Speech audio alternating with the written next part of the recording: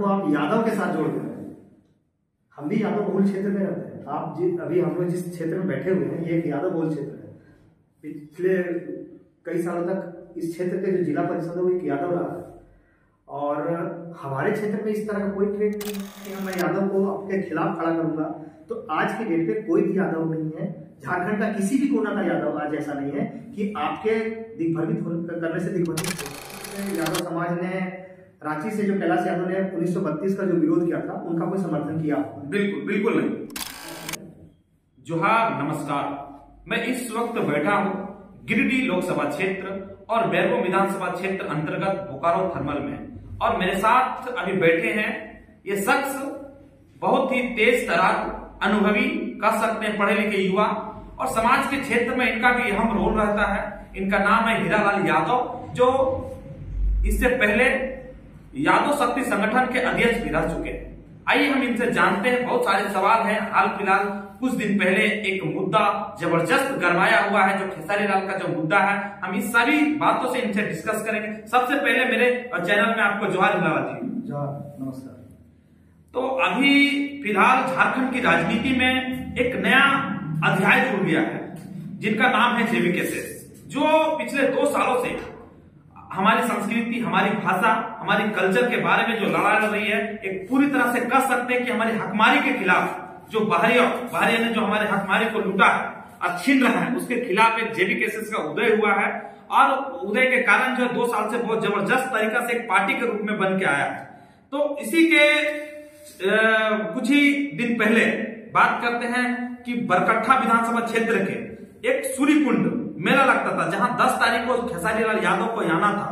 तो वहां के जिस तरह से यहाँ के जेबी केसेस के कुछ लोग विरोध किया कि यहाँ के हमारे संस्कृति, हमारे कल्चर को किस तरह, हमारी भाषा को कैसे बचाया जाए, इस तरह से जो अश्लीलता है वहां पे नहीं आए। तो कुछ लोग ने, जो कुछ लोग हैं उस क्षेत्र के, उनका जातीयता के रूप में ले लिया है। इस विषय में आप क्या कहना चाहेंगे? सबसे पहले खगेंद्र जी, आपको बहुत बहुत धन्यवाद। आज आप हमसे इस विचार के विषय में 2 शब्द हमको रखने का मौका दे रहे हैं। सबसे पहले जेबी केसेस के विषय में मैं जो जानता हूं, मैं अपने इसके बारे में कुछ बताना चाहूंगा। जेबी केसेस आज से 2 से 3 साल पहले ये प्रकाश में आया, 2.5 साल पहले तो प्रकाश में आया। हमको लगता है 2001 में ये प्रकाश में आया, कोरोना के बाद। नहीं, 2001 नहीं, 2021 के बाद, 2021 के बाद, यानी दिसंबर से शुरू हुआ। और जब शुरुआती दौर में हम इसके विचार को देखें, और शुरू दिनों से हम लोग भी इसके साथ में विचार हम मिलता जुलता रहा है, तो काफी प्रभावित हम भी हुए हैं। और हमको लगता है कि लाखों लोग झारखंड से हुए, और होना भी चाहिए, क्योंकि इनका जो विषय है, इनका जो मुद्दा है, वो बहुत ही ज्वलंत मुद्दा है। और आज आपने जो भी अपने शब्दों में ऐड किया कि हम लोग शोषित हैं, पीड़ित हैं, हमारी हकमारी हो रही है, हम लोग बहुत सारी चीजों से वंचित रह रहे हैं, तो जेबी केसेस झारखंडी खतियानी भाषा संघर्ष समिति जो आज इस विषय को लेकर के आई है, तो बहुत ही ज्वलंत मुद्दा है। और इस विषय पर हम सबका सहयोग है, हम सब लोग इसका समर्थन भी करते हैं, क्योंकि इसके समर्थन से हमारे लाखों झारखंडियों का हक और अधिकार मिले।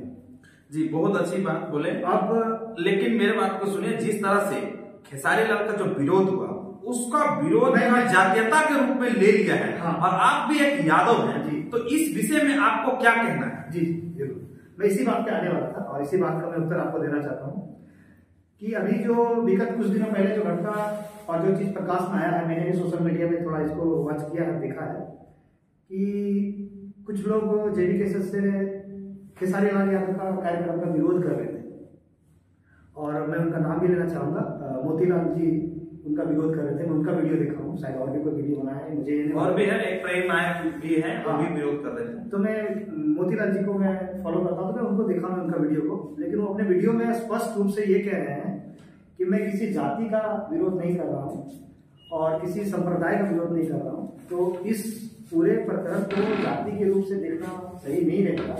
और इस विषय में मैं एक बात और जोड़ देना चाहूंगा, जैसे कि अभी इसको यादव विरोधी के रूप में प्रदर्शित किया जा रहा है। जी बिल्कुल, आपको बता देना चाहूँ जानकारी के लिए कि सोशल मीडिया में ट्रेंड चल रहा है, उधर के लोग जो है, कोई लोग हैं, हम उनको विशेष रूप से नहीं जानते हैं, उनका कहना है जब चुनाव आएगी तो हम जितना पैसा खर्चा करना पड़ेगा हम जेबी कैसेस के विरोध में वोट दिलाएंगे। ये उधर के जो यादव लोग हैं, कुछ हम उनके बारे में ज्यादा नहीं जानते हैं, काफी यादव है, तो इस विषय में आप क्या कहेंगे? देखिए, ये विषय यादव को बनाना सबसे उचित है। सबसे पहला चीज कि इस पूरे प्रकरण को आप यादव के साथ जोड़ दें। हम भी यादव बहुल क्षेत्र में रहते हैं। अभी हम लोग जिस क्षेत्र में बैठे हुए हैं, ये एक यादव बहुल क्षेत्र है।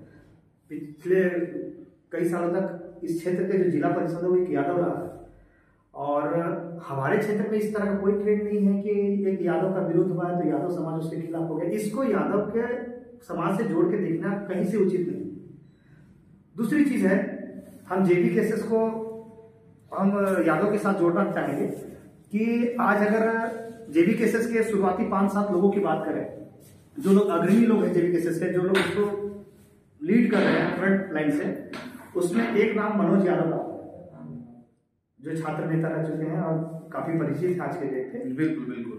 आज अगर जेबी केसेस यादव विरोधी अगर होता तो शायद मनोज यादव जो आज पहले पंक्ति में खड़ा होकर जेबी केसेस का समर्थन कर रहे हैं, उसको लीड कर रहे हैं, शायद ऐसा नहीं होता। तो पहला चीज है कि इसको यादव से जोड़ के देखना ही सबसे बड़ा चीज गलत है। एक कलाकार का विरोध किया गया है और एक कलाकार का कोई जात नहीं होता है। बिल्कुल, उस कलाकार का विरोध किया गया। दूसरी चीज क्या है कि मोतीलाल महतो ने अपने पूरे संवाद में, अगर उसका पूरा संवाद को अगर आप देखेंगे तो पूरे संवाद में उन्होंने स्पष्ट रूप से ये कहा है कि मैं किसी समाज का, किसी जाति का, किसी धर्म का मैं विरोध नहीं कर रहा हूं, मैं सिर्फ और सिर्फ एक कलाकार का विरोध कर रहा हूं। और वो भी इसलिए क्योंकि वो हमारा भाषा, सभ्यता, संस्कृति पर प्रहार करता है। बिल्कुल, बहुत बड़ी बात बोले आप कि जो मोतीलाल जी कहें कि हमारे जो संस्कृति, सभ्यता को कहीं ना कहीं हावी हो रहे थे। हावी होने के कारण हमने कोई कलाकार का, विशेष रूप से कोई कलाकार का विरोध नहीं है।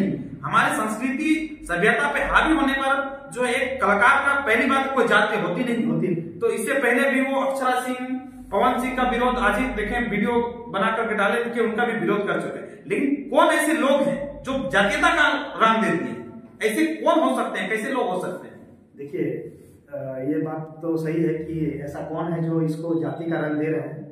तो इस विषय पे मैं स्पष्ट करना चाहूंगा कि जो लोग जेबी से केसेस से जो डरे हुए लोग हैं, या फिर जिनको डर लगता है, जिनका भविष्य की राजनीतिक पर प्रभाव हो सकता है कि जेबी केसेस उनका राजनीतिक भविष्य पे खतरा पड़ रहा है, तो वैसे लोग इस पूरे प्रकरण को जाति से जोड़ के देख रहे हैं, जिसको जाति से जोड़ के देखने से कहीं को उचित नहीं है। और एक चीज मैं ये भी कहना चाहूंगा कि जेबी केसेस कभी भी कोई जाति धर्म के समर्थन में या उसका विरोध में कभी नहीं रहा है। वो हमेशा समाज के एक जो वंचित लोग हैं, जो गरीब लोग हैं, जो शोषित लोग हैं, जो आज भी झारखंड में जिनको असली अधिकार, हक मिलना चाहिए, वैसे लोग जो अभी तक वंचित है, वैसे लोग के साथ में। और अभी मैं कुछ दिन पहले घटना का मैं जिक्र करना चाहूंगा। अभी हमारा गोमिया क्षेत्र में एक घटना घटा था। आईएल हमारे यहाँ का एक जो एशिया का सबसे बड़ा फैक्ट्री, बालू फैक्ट्री, सबसे बड़ा बालू फैक्ट्री है गोमिया में। गोमिया क्षेत्र जो है आईएल, हाँ आईएल, वहां पर उस कारखाने में एक घटना घट गया था जिसमें एक व्यक्ति का मौत हो गया था। उस मौत के बाद वहां पर उसके परिवार, वो भी यादव थे, वही गोमिया के यादव थे। और उस पूरे प्रकरण में उनके परिवार को मुआवजा दिलाने के लिए हमारे इस क्षेत्र के जो सांसद हैं, विधायक हैं, जो भी जनप्रतिनिधि हैं, मुझे लगता है कि उसमें से सबसे ज्यादा अगर कोई प्रयास करने का, अधिकार दिलाने के लिए जो प्रयासरत रहे, तो हमको लगता है कि जयराम महतो जो थे वो सबसे अधिक प्रयासरत रहे थे। उस पूरे प्रकरण को हम लोगों ने देखा है।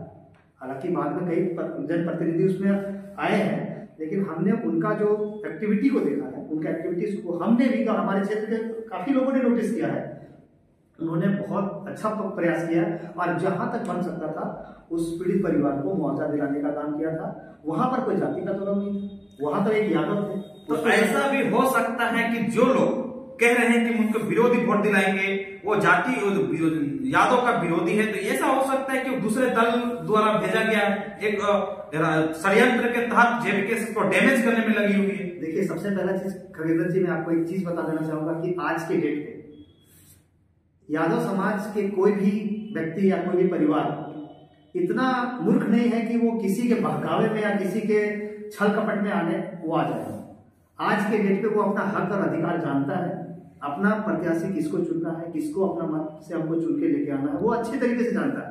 जहां तक बात रहा कि इस तरह के लोग जो इसको पूरी तरह से जाति का रंग देने का प्रयास कर रहे हैं, जो लोगों को जाति का चश्मा पहना रहे हैं, इसको पूरा जातिगत रंग देने का प्रयास कर रहे हैं, तो वो लोग पूरे समाज में एक तरह का गलत मैसेज देने का प्रयास कर रहे हैं, जिसका मैं खंडन करता हूं, मैं विरोध करता हूं।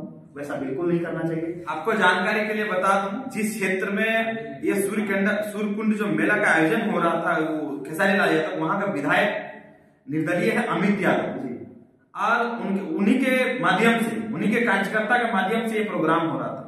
कहीं ना कहीं ऐसा हो सकता है कि विरोधियों को डर लगा होगा। देखिए, अमित यादव को जानते हैं, वो बहुत सम्मानित है और बहुत आदरणीय है, हमारे भी बहुत आदरणीय है। और अगर ऐसा है कि उनका कोई कार्यकर्ता अगर इस तरह का कोई प्रकरण में शामिल है, तो मैं उनसे भी निवेदन करूंगा कि इस तरह के प्रकरण में अपने जो कार्यकर्ता है या अपने कोई लोग है उसको मना करें और उसको इस जाति का रंग देने का प्रयास ना करें। क्योंकि हम लोग यादव समाज जो है या यादव जाति जो भी है, वो हम लोग इस पे भरोसा नहीं करते हैं कि हम लोग मिलजुल के रहने पर भरोसा करते हैं।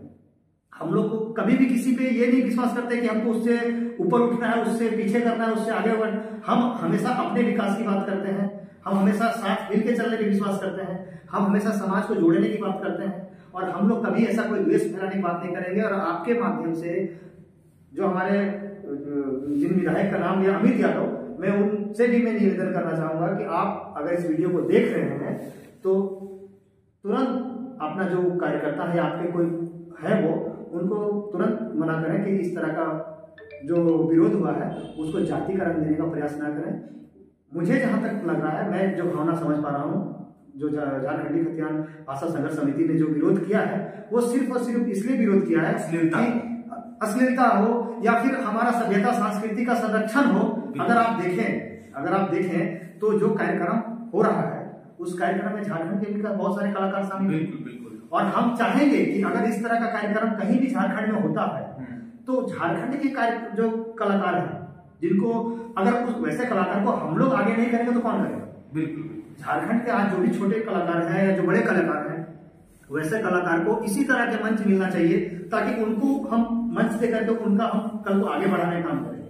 तो और एक सवाल प्रयास और एक सवाल है कि एक कैलाश यादव जो एक गाना गायक है झारखंड के माटी दादा माई के समान बने, और एक कैलाश यादव जो रांची तरफ के हैं और जो बिहार मूलतः बिहार के रहने वाले हैं, वो 1932 के विरोधी मंच चला देते हैं।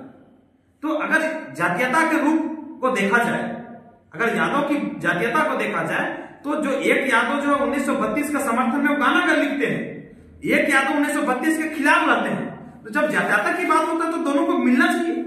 देखिए, अभी आपने दो समान नाम का जिक्र किया, कैलाश यादव जो एक लिखे थे झारखंड के माटी दादा माई के समान। अब इस बात में कितना बड़ा, इस लाइन में कितना बड़ा बात जो कि 2 साल के आंदोलन में जबरदस्त ये गाना चला। नहीं, इस लाइन में, इस एक लाइन में कितना बड़ा बात छुपा हुआ है कि एक जो धरती पुत्र है, जो इस माटी का पुत्र है, वो इस माटी को जोड़ रहा है अपना माँ के साथ। बिल्कुल, झारखंड को अपना माँ के समान मान रहा है। बिल्कुल। तो जो इस मिट्टी से जुड़ाव रखता है, जो झारखंड का मूलवासी है, जो झारखंड का खतियानी है, जो झारखंड से अपना दिल से जुड़ा हुआ है, वो कभी भी झारखंड के विरोध का बात नहीं करेगा और झारखंड में इस तरह का चीजों को प्रेषित नहीं करेगा कि ये यादव है, वो ये है, वो ये है। हम लोग मिलजुल के रहने में विश्वास करते हैं। अभी आपने एक और नाम का जिक्र किया कि कैलाश यादव, जो मैंने भी उनका वीडियो देखा था कि वो रांची क्षेत्र में जरा मात्र विरोध कर रहे थे, प्लस वो कोई कार्यक्रम का बहुत बड़ा विरोधी बन गए थे कि ऐसा नहीं होने देंगे। 1932 खाते के विरोधी मंच का दिया अध्यक्ष, और बाकायदा वो झारखंड बंद का भी ऐलान किया और जगह जगह पे इनका प्रोग्राम कर रहे थे। तो उनको अगर जातीयता, झारखंड के जातीयता जो यादव लोग हैं, उनको सम्मान करने के साथ उनका साथ देना चाहिए कि नहीं आपका हक अधिकार है, जो लड़ाई लड़ रहे हैं आप लोग सही है, लेकिन वो मूलतः वो इनका विरोधी का काम किया। तो आखिर यादव अगर इस तरह इतना अगर आप लोग जातीयता को देखते हैं, एक कलाकार को जातीयता के रूप में लेते हैं, तो बिल्कुल आप झारखंड के यादव लोग उनके साथ होना चाहिए था। जो विरोध, जो खेसारी लाल का जो समर्थन में आए हैं, उनको उनके साथ होना चाहिए था। देखिए, अभी जो आपने जो बात बोला कि कैलाश यादव के विरोध में, अभी आपने देखा कि कोई भी यादव समाज का, हमको नहीं लगता कि झारखंड का किसी भी क्षेत्र के यादव समाज ने रांची से जो कैलाश यादव ने 1932 का जो विरोध किया था, उनका कोई समर्थन किया। बिल्कुल नहीं। हमको नहीं लगता है कि कोई उनका मतलब समर्थन किया हो। हम लोगों भी उनका समर्थन नहीं किए थे, और झारखंड के किसी भी यादव समाज ने उनका समर्थन नहीं किया था, और वो फ्लॉप भी हो गए, पूरी तरह से फ्लॉप हो गए। बात रह गई कि इस तरह का चीजों को, अभी 2 दिन पहले मैंने एक वीडियो और देखा है कि कोई एक यादव सेना के भाई है हमारे हैं, गिरिडीह में इंटरव्यू दे रहे थे। हाँ। यादव सेना कुछ अध्यक्ष। हाँ जी, वो उनका नाम मुझे अभी तुरंत फिलहाल याद नहीं आ रहा है। उस भाई से मैं भी एक निवेदन करना चाहूंगा कि आप जिस तरह से अपने भाषा का प्रयोग कर रहे हैं, पहला चीज है कि हम लोग इस तरह का भाषा पे प्रयोग करना मतलब उचित समझते नहीं। एक पढ़ा लिखा व्यक्ति, एक अपने आप को जो यादव सेना के अध्यक्ष कहते हैं या फिर यादव सेना के पदाधिकारी हैं, और इस तरह का अमर्यादित शब्द का प्रयोग कर रहे हैं, तो सबसे पहला चीज तो वो गलत है। इससे आप यादव को एक बदनाम करने की कोशिश कर रहे हैं। दूसरी चीज है, आप अपने शब्दों में कह रहे हैं कि हम मैं यादव को आपके खिलाफ खड़ा करूंगा, तो आज के डेट पे कोई भी यादव नहीं है, झारखंड का किसी भी कोना का यादव आज ऐसा नहीं है कि आपके दिग्भ्रमित करने से दिग्भ्रमित हो जाएगा, या जाति का चश्मा पहना देने से हम जाति का चश्मा पहन लेंगे, ऐसा कोई यादव नहीं। दूसरी चीज है कि आज के, मैंने सबसे इस कार्यक्रम का पहला शुरुआत में ही कहा कि हमारा यादव समाज आज के डेट पे शिक्षित है, जागरूक है, किसी के बातों में इतना जल्दी मतलब नहीं होता कि वो फिसलने वाला नहीं है, वो अपने विवेक बुद्धि से विचार कर सकता है कि क्या उचित है क्या उचित नहीं है। तो उस भाई से भी मैं निवेदन करना चाहूंगा कि आगे अगर इस तरह का अमर्यादित शब्दों का प्रयोग करते हैं तो ये किसी के लिए उचित नहीं है, और आप यादव के नाम पर अगर इस तरह से करेंगे तो शायद ये हम लोग को भी सब नीचे करने का काम आता है। जो लोग प्रयास कर रहे हैं, लगातार प्रयास कर रहे हैं, सोशल मीडिया के कमेंट करके, सोशल मीडिया पे बयान दे करके, तो वैसे लोग जो जनता को बरगलाने का काम कर रहे हैं, जो निम्न वर्ग के, जिनको कोई मतलब नहीं है, वैसे लोगों को आप क्या कहना चाहेंगे? देखिए, पहला चीज तो ये है कि सोशल मीडिया है आज के जमाने में, और हर हाथ में मोबाइल फोन है। पहले तो मैं निवेदन करूंगा उन भाइयों को जो ऐसे लोगों को अपने सोशल मीडिया में आप जगह देते हैं।